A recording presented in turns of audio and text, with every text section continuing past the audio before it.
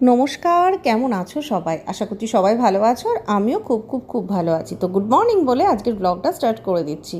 এখন কিন্তু অনেকটাই সকালবেলা, ঘুম থেকে উঠে গেছি তো মোটামুটি ওই 4:30 নাগাদ। এবার যেটা হয়েছে, প্রচণ্ড গরম। 4:30 থেকে কাজকর্ম করে মোটামুটি ওই 6টা নাগাদ স্নানে গেছিলাম। স্নান করে এসে ঘরে বসেছি, মানে এত ঘাম দিচ্ছে এত ঘাম দিচ্ছে। আমি সকাল 6টা, ছেলে বেরিয়ে গেল, তারপর স্নান টান সেরে ঘরে এসে বসলাম যখন, তখন ওই 6:30 মতো। এখন বাজে ঘড়িতে 6:45। এখন একটু এসি চালিয়েছি, কারণ ভাবলাম 10 মিনিট একটু এসিতে বসে শরীরটা একটু ঠান্ডা হয়ে নিয়ে তারপর রান্নাঘরে যাব। আর আজকে একটা স্পেশাল মেনু বানাবো, তাই ভাবলাম তোমাদের সঙ্গে একটু শেয়ার করি। আর সকাল সকালই রান্নাটা সেরে নিচ্ছি, জানো তো এত গরম রান্নাঘরে আসাই যাচ্ছে না। তো ভাবলাম যে রান্নাটা কমপ্লিট করে ফেলি, ভাতটা পরে করব। আর ছেলে আসবে তার আগে তখন ব্রেকফাস্টের জন্য কিছু একটু বানিয়ে নেব, যেটা ছেলেকে দেওয়া যায়। তো আজকে ব্রেকফাস্টে বানিয়েছিলাম ডিম রুটি। ডিম রুটি মানে হচ্ছে গতকালের রুটি ছিল, সেটা একটু ডিম দিয়ে ভেজে এগরোলের মতো করেছিলাম। তো সেই রেসিপিটা অন্য কোনো দিন শেয়ার করব। আজকে এই কাঁঠালের কোপ্তাটা শেয়ার করছি। কাঁঠালগুলো আর আলুগুলো আমি ভালো করে প্রেশার কুকারে 2টো সিটি মেরে রেখেছি। আর সিটিটা মেরেছি কখন জানো? একদম সকালবেলায় যখন চা চাপিয়েছি, তখন বাজে মোটামুটি ঘড়িতে 4:45। আমি ঘুম থেকে উঠে ব্রাশ করে, মানে আমি তো ঘুম থেকে উঠেই আগে চেঞ্জ করে নিই, তারপর ফ্রেশ হয়ে নিয়েই আমি রান্নাঘরে এসেছি চা করতে, ছেলের খাবার করতে। তো সেই সময়তেই এসে আমি আমার কাঁঠাল আলু সব রেডি করা থাকে, মানে কাঁঠাল আলু রেডি করা থাকে মিন্স আমি বলতে চাইছি যে আমার সবজি কাটাই থাকে ভোরবেলা যখন উঠি তখন।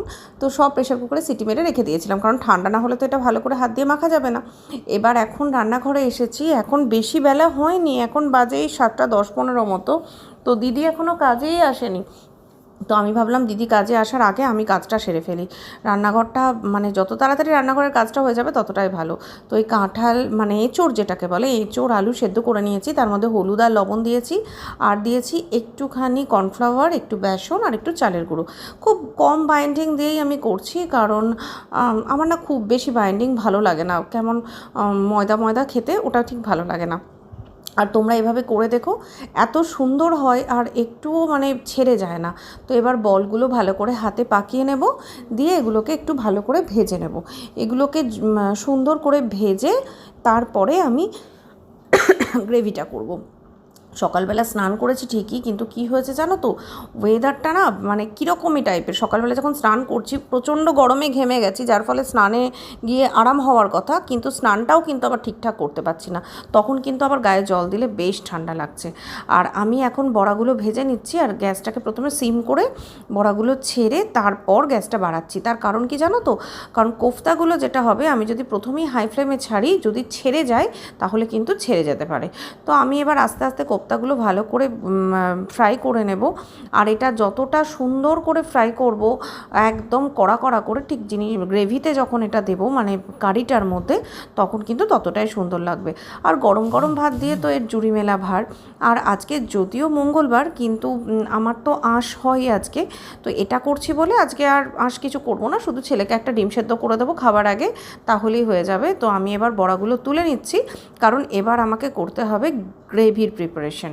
তো এই বড়াগুলো তুলে রেখে আমি এবার একটা মিক্সির মধ্যে কয়েকটা কাজু বাদাম আর আমন্ড বাদাম নিয়ে নিলাম।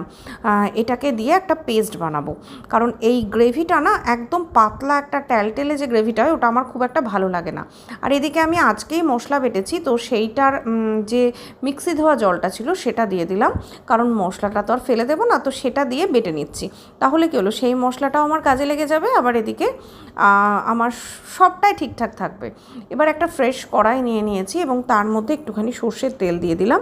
এখন শুধু জাস্ট গ্রেভিটা কমপ্লিট করে নিলেই কিন্তু রান্নাটা কমপ্লিট হয়ে যাবে।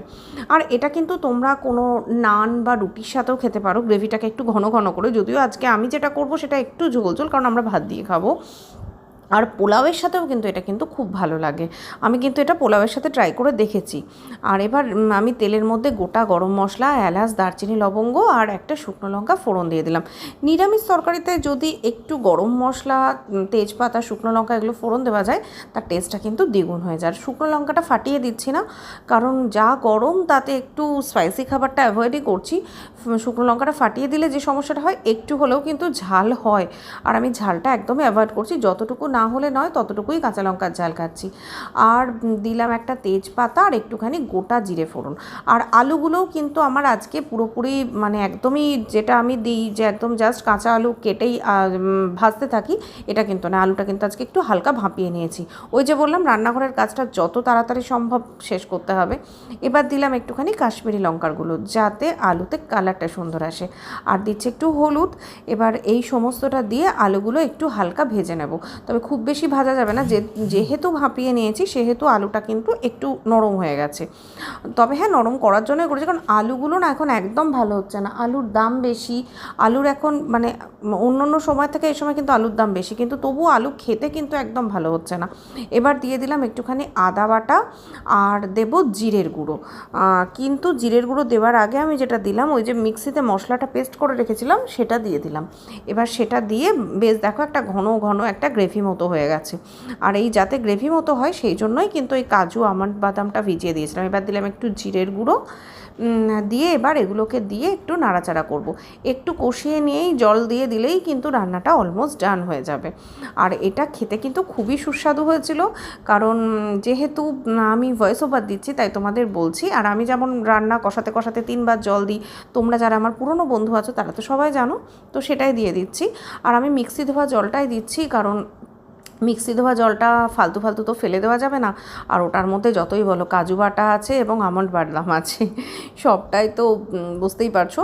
আর এবার দিলাম একটু টমেটো কেচাপ। আমার কাছে টমেটো ছিল না, টমেটো থাকলে তোমরা টমেটো ইউজ করতে পারো, তবে হ্যাঁ টমেটো কেচাপ দেওয়ার একটা সুবিধা আছে নিরামিষ তরকারিতে, যে পরিমাণ মিষ্টিটা দিতে হয় নিরামিষ তরকারিতে একটু মিষ্টির প্রয়োজন হয়, তো সেটা কিন্তু টমেটো কেচাপ দিলে অনেকটাই ব্যালেন্স হয়ে যায়, মানে একটু টকও আসে আবার মিষ্টির ফ্লেভারটাও চলে আসে। এবার আমার যে পরিমাণ জলের দরকার সেটা দিয়ে দিলাম। জলটা এই কারণেই বেশি দিলাম, বড়াগুলো কিন্তু সমস্ত জলটা টেনে নেবে। আর লবণটা কিন্তু আমি অনেক পরে দিচ্ছি, তার কারণ একটাই, সেটা হচ্ছে যে মানে আগে দিয়েছি একটু, কিন্তু এখন একটু বেশি দিলাম, তার কারণ হচ্ছে যাতে আলুগুলো একবারে গলে ডাল না হয়ে যায়। এদিকে দেখো আমার গ্রেভিটা কিন্তু ফুটে গেছে। এবার এর মধ্যে আমি কাঁঠালের যে কোপ্তাগুলো বা এঁচোড়ের কোপ্তা যাই বলো না কেন, যে যে ভাষা বলো সেটা কিন্তু দিয়ে দেবো। তো বন্ধুরা, ব্লগটা যদি কিছু ভালো লেগে থাকে প্লিজ একটা লাইক করে দিও, কমেন্ট সেকশনে জানিও কী ভালো লাগলো। আর অবশ্যই চ্যানেলটা সাবস্ক্রাইব করে কিন্তু আমার পাশে থাকতে ভুলবে না। আর হ্যাঁ, ফ্রেন্ডস আর ফ্যামিলির সাথে চ্যানেলটা অবশ্যই শেয়ার করে দিও। আর যারা ইউটিউব থেকে দেখবে তারা তো অবশ্যই সাবস্ক্রাইব করবে, আর যারা ফেসবুক থেকে দেখবে তারা প্লিজ ফলো করে দিও। আর এই দেখো বড়াগুলো সমস্তটাই আমি কিন্তু এবার এর মধ্যে দিয়ে দেবো, দিয়ে এটাকে গ্যাসটা বন্ধ করে কিছুক্ষণ ঢাকা চাপা রেখে মানে কিছুক্ষণ স্ট্যান্ডিং টাইম দিলেই কিন্তু রান্নাটা অলমোস্ট কমপ্লিট হয়ে যাবে। আর তোমরা কিন্তু এটা ট্রাই করে অবশ্যই আমাকে কমেন্ট বক্সে জানাবে যে বাড়ির সবাই খেয়ে কী বললো। এই দেখো এবার আমি গ্যাসটা একবার বাড়িয়ে দিলাম, ব্যাস এবার কিন্তু রান্না অলমোস্ট ডান। আর এটার ওপর থেকে একটুখানি ঘি গরম মশলা ছড়িয়ে দিলেই হয়ে যাবে। তো আমি গরম মশলা দিইনি আর ঘিও দিইনি, তাহলে আজকের মতো আসি, টাটা।